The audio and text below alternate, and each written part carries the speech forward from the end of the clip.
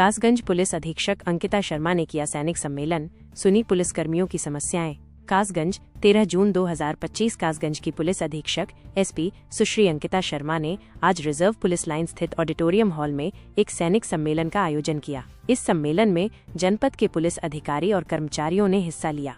SP Ankita Sharma ने उपस्थित सभी पुलिसकर्मियों का कुशलक्षेम पूछा और उनकी विभागीय व व्यक्तिगत समस्याओं को गंभीरता से सुना। उन्होंने संबंधित अधिकारियों को निर्देश दिए कि इन समस्याओं का तय समय सीमा के भीतर समाधान सुनिश्चित किया जाए। इस अवसर पर अपर पुलिस अधीक्षक श्री राजेश भारती, सभी क्षेत्राधिकारीगण, प्रतिसार निरीक्षक श्री रविंद्र मलिक और विभिन्न शाखाओं व थानों से आए हुए अन्य पुलिस अधिकारी कर्मचारी उपस्थित रहे।